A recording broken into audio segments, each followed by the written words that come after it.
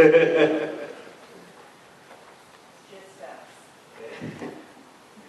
don't have a longhorn cup up here. I can set my phone up. Well, thank you very much for this opportunity. And I love to teach, and that's been building up more and more. And here I am. I really do feel God has called me to preach after a number of things that Pastor Ron talked about that one day. And instances in my family, with my family, and even with strangers that were coming up and asking me about where I was preaching or all this stuff. And I remember calling Pastor Ron. I'm like, okay, I get it.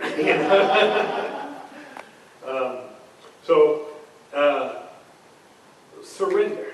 Our focus this year is about the power of one Lord and one surrendered life. So I started thinking, I had already been thinking a lot about surrender. And it's not something that's very natural to us, is it? Especially as men. I mean, we can't even surrender to stop and ask for directions, much less surrender our lives. You look it up, and the definition says it's to cease resistance to an enemy or to an opponent, and to submit to their authority. Surrender in military terms is the relinquishment of control over territory, over combatants or fortifications, ships, or your armaments to another power. And surrender may be accomplished peacefully without fighting, or it may be the result of a defeat in battle. A sovereign state, for example, may surrender defeat after a war, usually signing a peace treaty or something, or in a battlefield surrender, either individuals which are ordered by officers normally result in those surrendering becoming prisoners of war. Now, this is what the word surrender. That's what comes to mind. That's what it says when you look it up. So it's definitely something contrary to what we're used to, especially in today's society, when we're told to it's all about you. Make sure that you're happy, they tell you. If you're not happy in your marriage, you should get out. And it goes on and on. I mean, that's one of the reasons I think abortion is such a high number, because it's all about you being happy, and it doesn't really matter about anything or anybody else. Surrender happens when you know you're beat. Me being a married man and a father, I know a thing or two about surrender. I walk around the house, I think, waving the flag all the time. Especially now that we have little Jonah. He's about that big, about that wide, and he'll take out a hip. If you're not careful. I think you knew that when you went to visit at the hospital. So it's something that we have to a lot of times come to terms with. Because like it or not, we all end up surrendering to one thing or another. What happens at the point of surrender? I think there's three things that for sure happen. For one, you realize and you know who you really are at that point. Two, I think it's when you realize what you've done that gets you to that situation, to get you where you're currently at. To where you're like, I'm fixing to have to give up. What got me here? And lastly, and probably most important, is when you realize who you're facing, who your opponent is. And in the biblical sense, we read in the Bible that we're at enmity with the Lord. And so our focus, like I said, is the power of one Lord and the surrender of life. So let's look at three lies in the Bible that were surrendered to the Lord. And we'll start off with the three that I'm talking about is Isaiah, Peter, and Paul.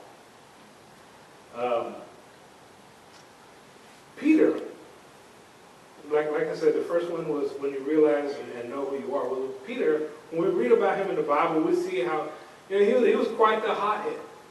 He had a bit of a temper. He liked to be loud and brash about things. Do you think Peter really thought that about himself at the beginning? I know I don't. Somebody, my wife tells people sometimes I have a temper, and I'm like, what are you talking about? I'm a teddy bear, but apparently that's not true. So, Peter once rebuked the Lord when he said he was willing to die for Jesus. But at the arrest of Jesus, we see that he had denied him 3 times. In John 13 and verse 6, it says, Then came Simon Peter, and Peter said to him, Lord, you're washing my feet? And Jesus answered and said, What I am doing you do not understand now, but you will know after this. And Peter said, You shall never wash my feet. And Jesus answered him and said, If I do not wash you, you have no part with me. So then Simon, that's where he jumps up and says, Well, Lord, not my feet only, but also my hands and head. He was all the way. There seemed to be no middle of the road for him. It was either way over here or way over here.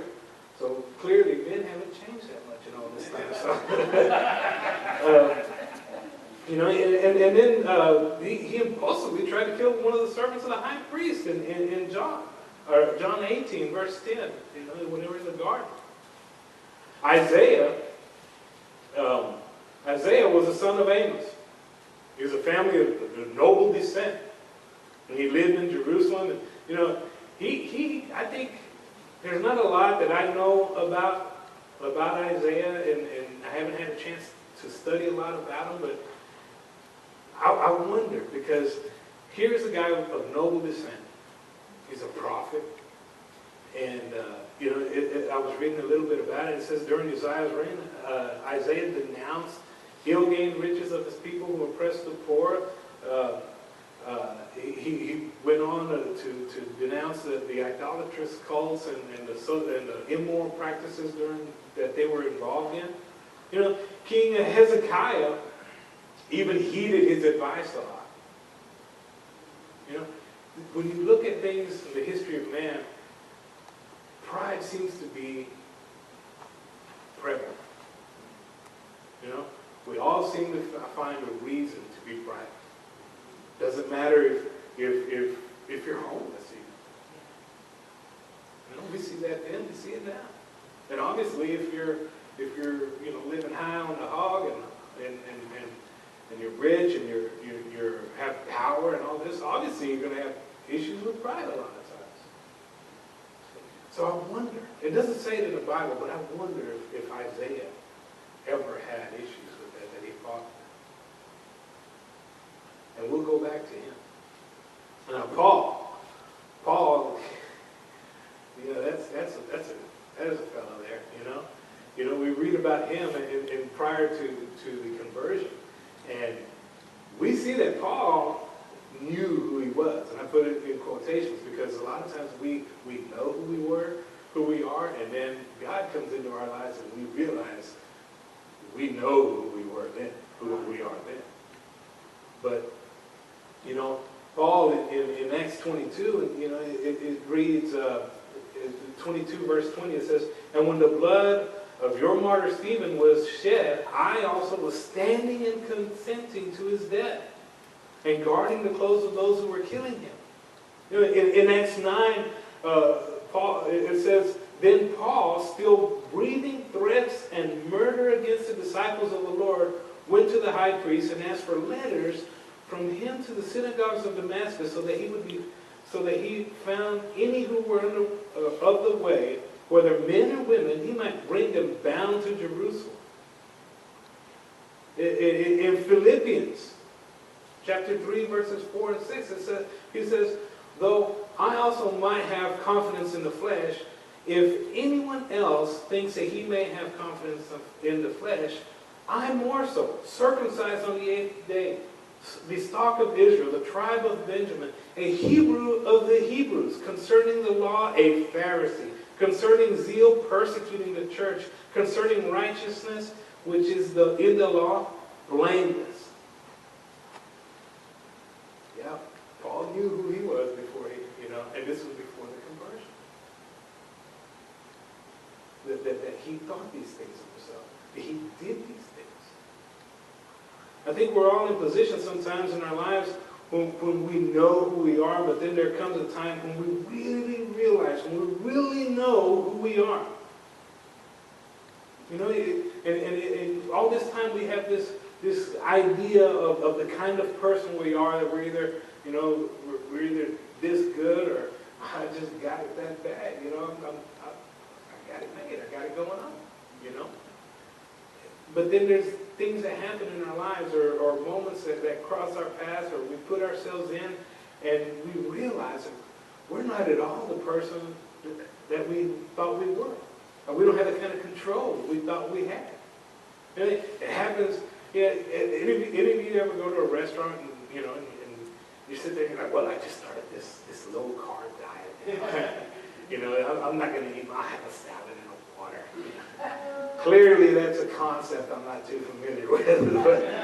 But you sit there and you're getting ready, and then along comes this messenger of Satan. A waiter, and they're bringing these chips and salsa to you, and you're looking at them, and you try one. Well, that's good, and next thing you know, you've eaten the whole bowl. You're asking for another bowl, and then the waiter comes back, and you're ordering steak, fajita, nachos, and a Dr. Pepper. And then afterwards, 20 minutes later, you're like, oh, what happened? I just want to go to sleep, What happened to the diet, bro? But these things happen. Because we don't always know who we really are. And we certainly don't always know what we're capable of.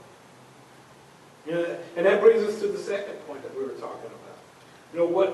What happens, and what happens that leads us to surrender. And that's when you realize what you've done to get you to the point, to the situation that you currently find yourself in.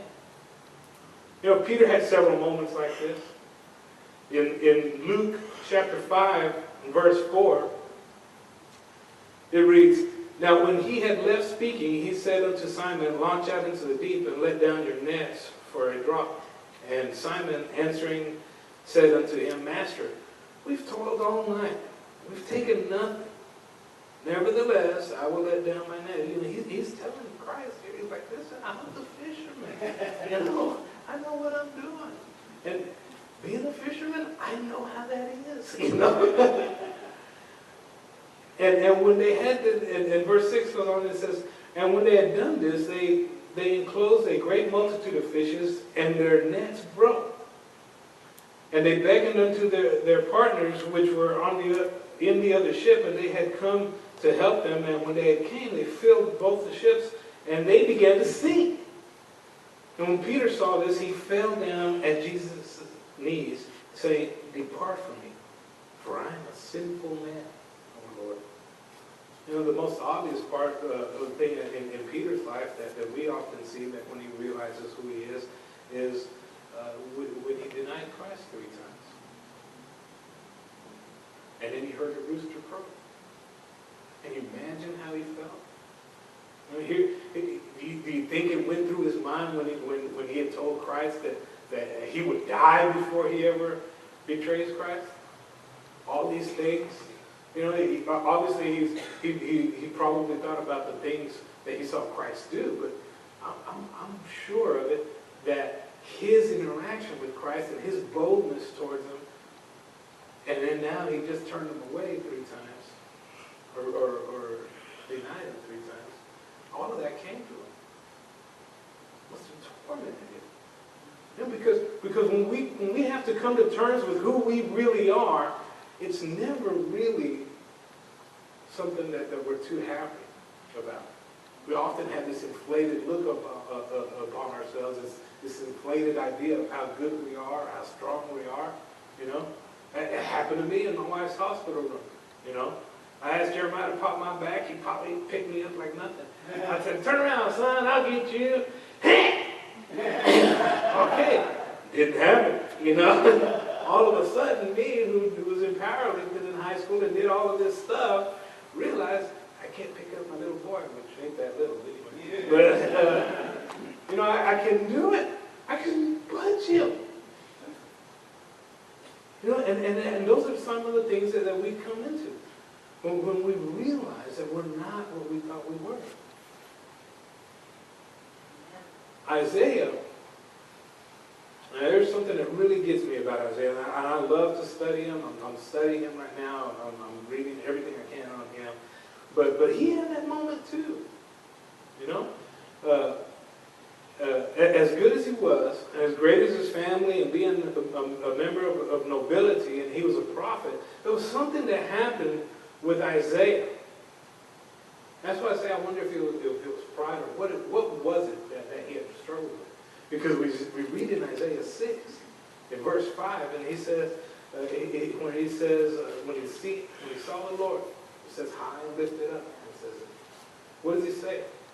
He doesn't say, oh man, I'm that good. You know, I've been found worthy to be here. He doesn't say. He says, woe is me, for I am undone. Because I am a man of unclean lips, and I dwell in the midst of people with unclean lips. What was that about himself that made him say that? What was it about himself that I often ask this of myself, what was it? That he saw something in himself that made him pronounce a curse on himself. Because that's what he was doing. When he says, woe is me. Being a prophet, you got oracles of wheels and woes, and he pronounced a woe upon himself. Not too much different of like in Revelation when the angel is saying, woe, woe, woe to the inhabitants of the earth. You don't want to be around when you get that person. But here he is. That's what he's saying. There was certainly something there. Paul was all caught up in himself and his self-righteousness until he came to this little trip that he was taking to Damascus. And he was going to do a good thing, wasn't he? That he thought he was going to get rid of these low-life Christians, these believers of the way.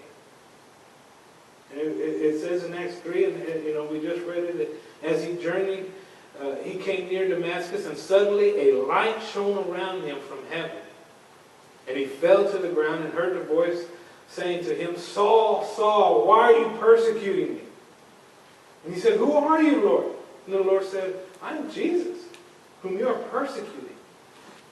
It is hard for you to kick against the goads. So he, trembling and astonished, said, Lord, what do you want me to do? And the Lord said to him, arise and go to the city, and you will be told what you must do. And the men who journeyed with him stood speechless, hearing a voice, but seeing no one. Then Saul arose from the ground, and when his eyes were opened, he saw no one. But they led him by hand and brought him to Damascus, and he was there 3 days without sight, neither ate nor drank. He neither ate nor drank. He's blind, walking in the middle of the day, and a bright light shone on him. And then he hears the Lord talking. And it wasn't good, what he said. The voice that he heard wasn't encouraging him to go on.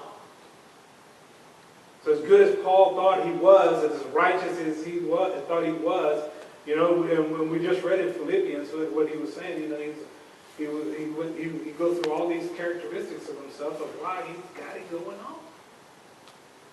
Why he's that good. Yet this happens, and he realizes, man, what I've thought about myself is all wrong. That's one of the great things about the Bible. It tells the story of God and redemption using regular people like me and you. And yeah, Isaiah, Peter, and Paul, they're all regular people, just like me and you. Hey, you may say, well, Isaiah was a prophet. Look at what he wrote. Look at the things he prophesied. And all these are great, wonderful things, but he was a man nonetheless. Just like me and you. Look at Peter. He walked and talked with Jesus himself. He was preaching on the day of Pentecost. There's 3,000 people saved. He performed miracles. He healed people. Look at the things that he wrote in the Bible. But Peter, too, was just a man. Just a regular human being like me and you. Paul, some people will look at Paul. You know, look at what he wrote most of the New Testament, didn't he? He was the one that was sent out to the Gentiles. But Paul was just like me and you. Despite anything that they had, these are still men just like me and you. And it doesn't really matter how rich and powerful you are, how big and strong you are, how smart, how learned, how much education you have. It doesn't really matter any of that when you start to realize who you are before the face of God. Amen. Yes. You see, God calls us all to himself personally. And they all did great things. But two things stick out to me the most about the things that these men did. And first and foremost is we got to understand that it was God that did that. Amen. Yeah. It was God that did the miracles. It was God that saved those people. It was God that gave them the words to preach. It was God that gave them the words to write. The second thing that all these three men have in common is that they were all sinners. And they all said yes to God. They all surrendered. So we see here that Isaiah, Peter, and Paul had, they had this idea of who they were, only to get to the point that they realized that they didn't really know who they were. And once they got there, they really realized that they were sinners and they had sinned against a holy God. And that leads us to the last point I wanted to make tonight. Surrender comes when you realize who and what you are up against. What did it take for them to realize the seemingly hopeless situation they were in? Naturally, for all of us, the next question is usually, how do I get out of this mess? The answer to both questions is God. God is the reason you get out of it. And in a way, God's the reason that you're there. His holiness is so much, it's so far over here, and we're so far over there. There's a separation because of our sinfulness. And all too often, we tend to stay over here. Well, I'm looking at the Lord. Keep my eyes on the Lord. Yeah, where are your feet taking you? Amen. When God reveals himself to you, he also lets you know who you are. And he lets you know at the very same time that he's the only way. And we're left with a decision when that happens. People say, well, I believe that there's a God. Read the book of Job. David, we see that Job, the Satan's right there in front of God. I think he believes him. I think he believes in a God. Doesn't make him not Satan. I think Peter saw this pretty quick when we read about when Jesus called him, and in Matthew chapter 4, verse 18, it says, and Jesus, walking by the Sea of Galilee, saw two brothers, Simon and Peter, and Andrew, Simon called Peter, and Andrew his brother, casting the net in the sea, for they were fishermen. And when he said to them, follow me, and I will make you fishers of men, verse 20 says, they immediately left their nets and followed them. Why did they immediately follow them? In John chapter 6, verse 67, it says here, then Jesus said unto the 12, will ye also go away? And Simon Peter answered him and said, Lord, to whom shall we go? Thou hast the words of eternal life. Clearly there was something moving, something extraordinary, something supernatural about what they saw in Jesus. They're starting to realize They already realized who they were. They're starting to realize what they're up against. Why else would the Father reveal to Peter that Jesus was the Christ when he says it? Because Peter already was seeing who he was. So he lets Peter see who he's talking to, who he's dealing with. So this isn't the normal man. This isn't your regular miracle worker. This is the Christ, the Son of the living God. And boy, did Paul see who he was up against, didn't he? It wasn't so subtle for him. Yeah, in Acts 9, let's go back there. It says, suddenly a light shone around him from heaven. And he fell to the ground and heard a voice saying to him, Saul, Saul, why are you persecuting me? And then he comes out and he tells him, I'm Jesus who you're persecuting. He didn't leave a doubt in his mind. You know what's really sad, and this isn't part of it, is that how often has God, prior to your day of salvation, and in other instances when you see him duping in other people's lives, that, no, he may have not shown a light around them in the middle of the day, but he, in a lot of cases, they've done a lot for them. He'll save their lives. He'll pull them out of the fire. The person right next to him got shut down in Las Vegas. And they still may not know.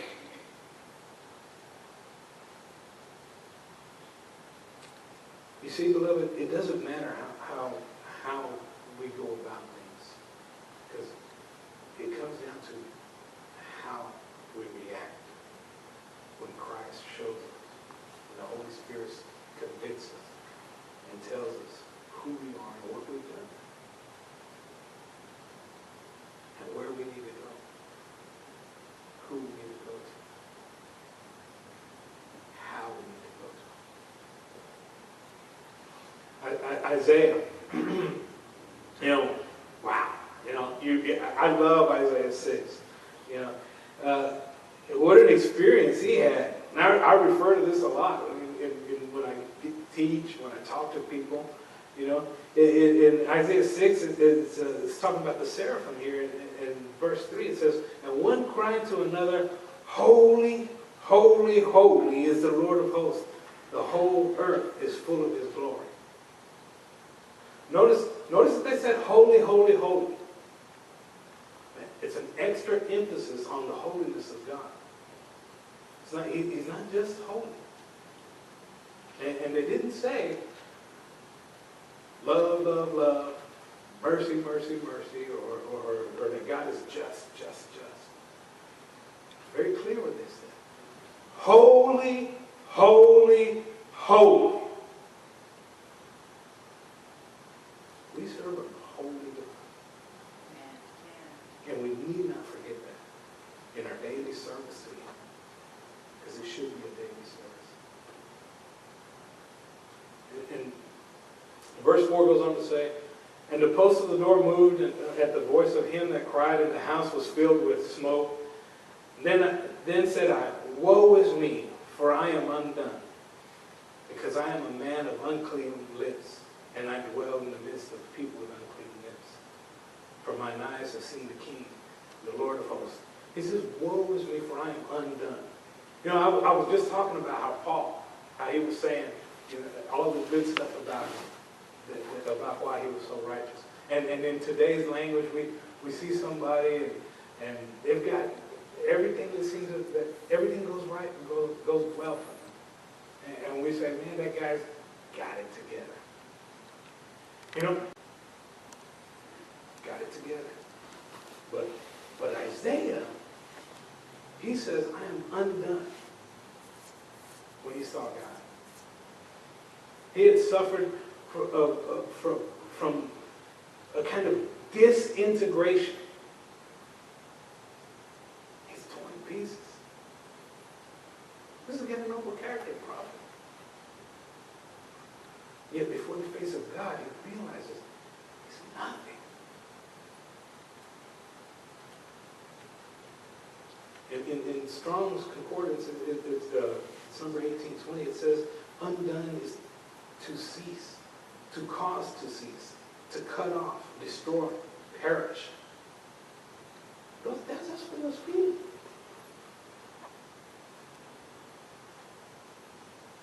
Verse 6 goes on to say, then flew one of the seraphims unto me, having a live coal in his hand, which he had taken with tongs from the altar, and he laid it upon my mouth, and said, lo, this has touched thy lips, thine iniquity is taken away, and thy sin purged. Notice what God's response was to it. He didn't pronounce a curse to him in his pain. He said, that's right, now you know who I am, and you know who you are, that's why you're feeling like this. He didn't say that. He didn't say you deserve to suffer. You sinful man, look at where I am and look at where you are.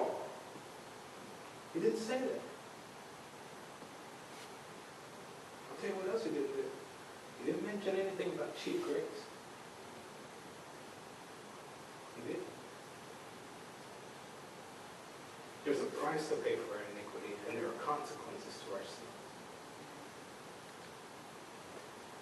But he sends the coal over to heal but his iniquity. And that's what he does. That price was paid on the cross for us. We still have to deal with the ramifications, the consequences of our sin, but the price itself was paid. Now, at last, we're now down to the actual surrender. In verse 8 of Isaiah 60, it says, also I heard a voice from the Lord saying, whom shall I send, and who will go for us? Then said I, here I am. Send me. That's the actual surrender. For Paul, the surrender came in that day in the middle of the road when he saw the lightning in the middle of the day and he heard the voice of the Lord. For Peter, we read it in Matthew chapter 4, verse 20, where he says, they immediately left their nets and followed him. That was a surrender, but left everything behind. Just like that. He knew who he was. He knew who he was. And he knew that's where he needs to be. You see, sometimes when we surrender, we often think about, in a military term, we're just beat down and, oh man, I'm good, But sometimes, especially speaking about our interactions with God, when you really come to terms with it, it's something that you want. Because you know that's where you need to be. Well, you may choose to say no. And you'll go on to be unhappy. Try to tell yourself these other things. But your heart has told you where you need to be. But with Peter, and a lot of times with everybody else, I know for me, we see that surrender has to come several times. In John chapter 21, verses 15 to 17, it says, so when they had dined, Jesus said to Simon Peter, Simon, son of Jonas, love you me more than these? He said to them, yes, Lord. You know that I love you. He said to them, feed my lambs. He said to him again the second time, Simon, son of Jonas, do you love me? He said, yes, Lord. You know I love you. He said, feed my sheep. And he said to him the third time, Simon, son of Jonas, do you love me? And Peter was grieved because he said to him this the third time, do you love me? And he said, Lord, you know that I love you. Jesus said, feed my sheep. Peter had denied Christ 3 times and was in need of forgiveness and to surrender all over again. In Acts, we see, in Acts 10, we see Peter had this vision, remember? And in verse 13 it says, rise, Peter, kill and eat. But Peter said, not so, Lord, For I have never eaten anything uncommon or unclean. And he goes on with Cornelius and he preaches and Gentiles were saved. And Peter says, can anyone forbid water that these should be baptized who have received the Holy Spirit just as we have? See, Peter had to change the way he felt about Gentiles. He had to surrender something else, didn't he? So we see in Peter what we see in ourselves. Surrender doesn't stop the day that we're saved. You may be saying, well, I have surrendered. I was saved when I was 13. I joined the church in 1974 or whatever, But we're all too often okay with surrendering our eternity to Christ, but we refuse to surrender our tomorrow. The call to surrender isn't just for salvation. It's a start, but it's certainly not the end. All three men surrendered, and we also know that all three calls of surrender came with a call to action. He tells Isaiah, who am I going to send? Isaiah says, send me. He tells Paul, go to this town. After he goes to that town, what happens? Well, we know what happens. We're beneficiaries of what happens. It tells Peter, feed my sheep. And that's where the surrender turns into something that we actually want. And I remember when my wife and I were dating, back out in West Texas. And I tell you what, I had game. Didn't I, baby? Had a car, I was in college, had a job. I saw this beautiful young lady. I said, that's the one I want. That's the one I got. And so we're dating, and mind you, we're out in West Texas, so I was literally chasing her around the mesquite tree one night. She had my wallet, she was joking, I'm going to take all your money, That was prophetic, by the way.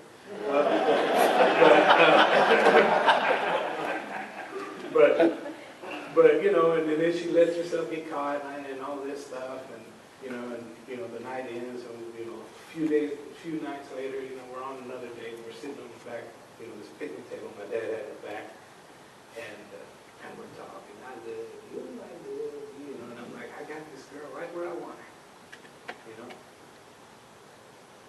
And she tells me something that just rattled me. A sequence of 9 numbers. Here's my social security number. How did she know that? And I was like, really? How did she know? And at that time, when she's talking, and at that time I was starting to think, I was starting to review things in my mind. And this girl knows a lot of stuff about me. She knows a lot of stuff about me. She knows more about me than I know myself. And all of a sudden, all this time, I realized that this girl I thought I had where I wanted had me. And just like our surrender to Christ was sweet, so was it for me that night. Because it wasn't something I was wanting to run away from.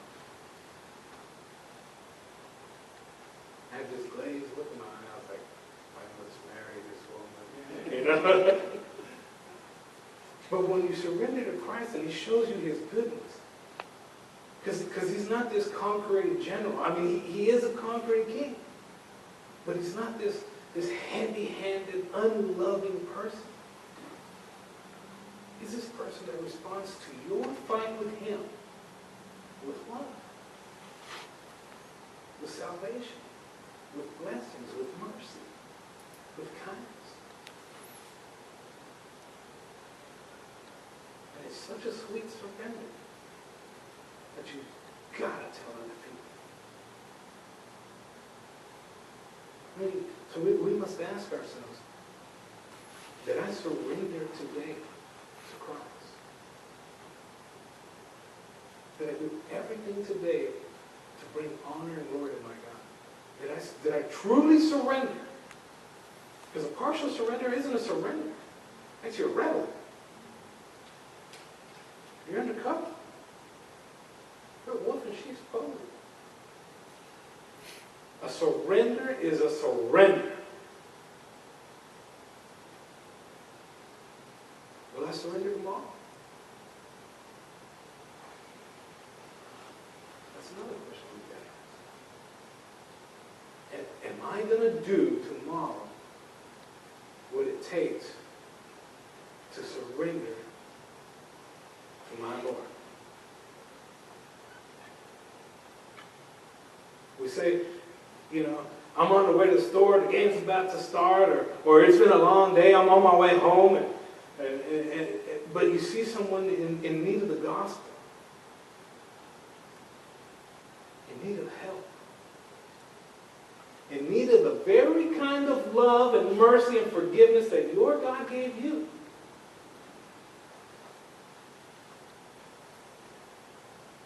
Turn the signal light on, turn the car on, and surrender your time, your convenience, your heart. Because that's what was done for you. I'm so glad that I'm a member of a church that its members are surrendered. I have never been part of a church that has the kind of love, real love for each other and people that you don't even know as I got when I walked in the door. It was scary. It was. I say it in Sunday school all the time. My wife and I are introverts. I'm not saying we don't like people. We love people. Over there. Okay? Out there. And it caught me off guard when this guy kept coming over to my house and inviting my children. I'm sitting there watching through the window. He's doing it again. It was Travis. God and Travis is why I'm here right now.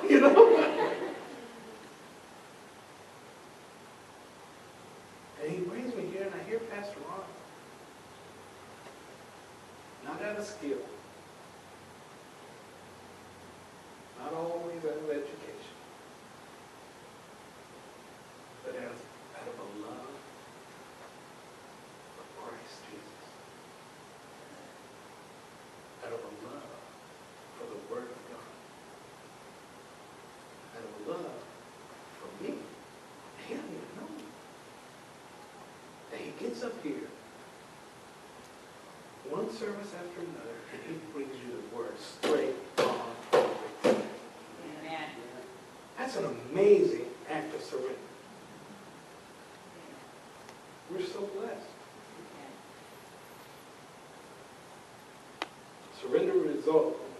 Surrender, as we saw earlier, results normally in the surrendering, those surrendering becoming prisoners of war. We see the epistles over and over where Paul and Peter even says that he is a bondservant of Christ, a slave. That's proof of your surrender.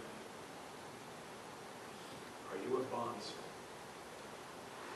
Because if you're not, you're just another rebel. So let's pray. And Heavenly Lord, I thank you so much. I thank you so much for this opportunity. I thank you so much for gathering us here tonight. I thank you for this church. Lord, I thank you most of all for what you did on the cross. You could have ended it all, but you provided a way. You provided a way for me. You personally called me. And it's because of that I know that it's not about me. It's about you. And it's to you that I'll surrender my life. If there be anybody here tonight that doesn't know me, I pray that tonight they choose that day to surrender. And that tomorrow, even those that do know you, surrender daily and ask emphasis on your son's name, our Lord and Savior.